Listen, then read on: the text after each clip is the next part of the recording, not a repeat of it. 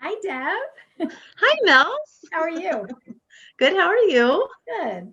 So, what we are doing today, Deb was just recently diagnosed with osteoporosis, and the more we started talking about it, the more we realized that there's so many women out there that don't even know. I mean, we didn't know this before she was diagnosed that we really start losing bone at 30 and different things that we should be doing even at a very early age. We found out that DEXA scans not even usually discussed before age 65, and realized that there's so many things that we can be doing before we reach that age. So anyway, I'm going to let Deb tell her story, and then we'll come back and tell you a little bit more. Okay. Thanks, Mel. Well, my story started with a walk. On our pier in Grand Haven, one of our favorite places to take a walk.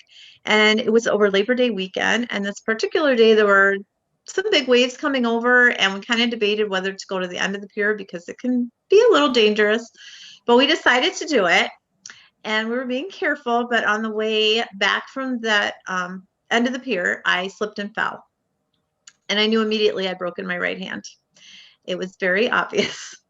So I ended up in the emergency room with a temporary cast on and led to surgery. And as the surgeon was repairing it, he noticed that some of the bone looked a little spongy.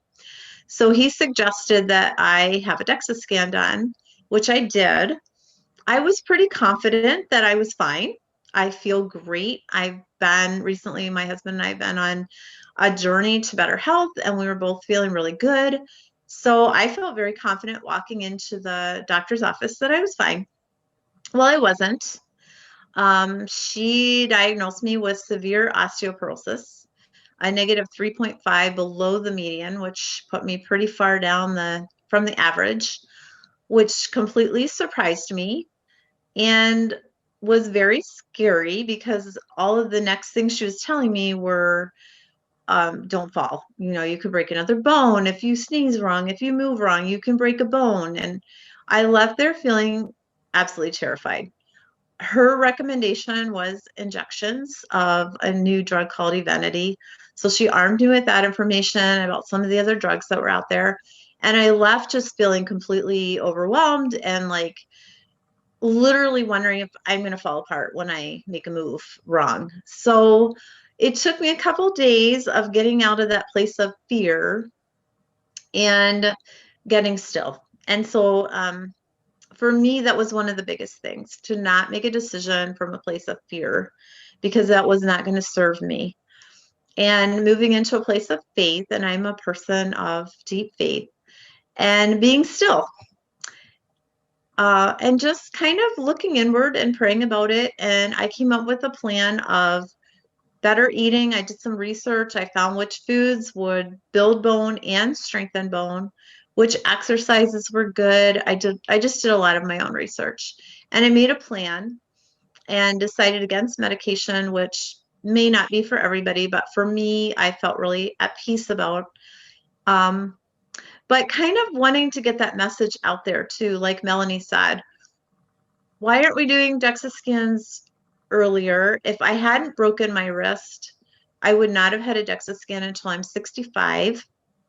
And from all the information I'm finding out, bone starts to disappear after age 30. We start to lose bone. So there's just there was a lot of research and a lot of information, and a lot of it controversial. That's why I reached out to Melanie to find out from a nutritionist perspective what I could do to help build my bone and also strengthen what is there. And like Melanie said, there's a lot of misinformation just even about the DEXA scan. It's fairly new. So wanting to empower women to make their own choices, to be still and go within and listen to what you feel peace about. It's different for everybody. We're all individuals. So things, affect us in different ways, whether that's medication or diet. But feeling like diet is always beneficial. If we're eating good fruits and vegetables that can only be beneficial. And so going to Melanie for that advice and deciding to combine our knowledge about health transition, and nutrition, health, nutrition, and nutrition. Yeah, okay. So that's kind of where we are. And just really wanting to empower women to be your advocate. A lot of women I found react out of fear when they get a diagnosis like that, and they make immediate decisions and then sometimes don't like the results of those decisions. So how can Melanie and I help you create a plan that you feel good about, that you feel at peace about, and move forward? We're your cheerleaders, we're your encouragers. We can Google tons of information, but sometimes that's contradictory. So we both felt it was important to have a go-to person, and that would be us. And just to make it clear, we're not here to diagnose, we're not here to treat or anything like that. We don't have that medical background. We're not here to tell you, oh, the doctor said to do this, not to do that. That's not our goal at all.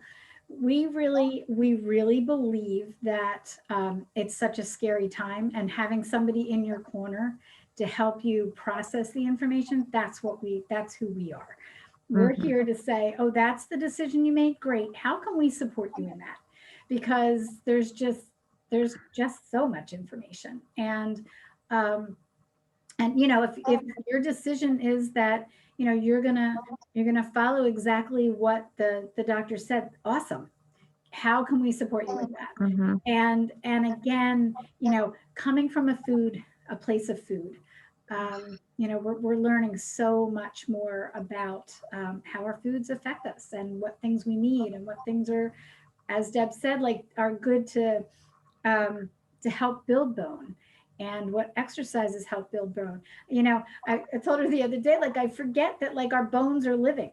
They're living organisms. Like I still think back to when I was learning, back when I was in high school, that bones are the foundation. They're these hard substances, and they are, but there's so much more to them than that. And they are living, breathing, like they need to be fed. And so we want to make sure that we're feeding them. So, so we decided that Transition Bridges and the Sprightly Life, it was the perfect way to help women.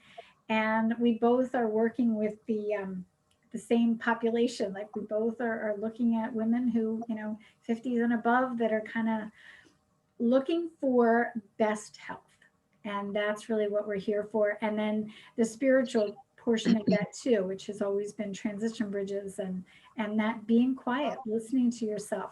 We have a lot of information coming at us all the time. So we would love feedback. We would love to have a call. We're scheduling calls now that it's free to you. It's just to see like if what we're doing will help benefit you. And whether you work with us or not, we would love the information and to be able to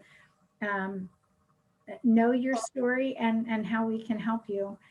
Through our pages, you'll see more information coming throughout anyway. So we would love to find out who you are and how we can help you.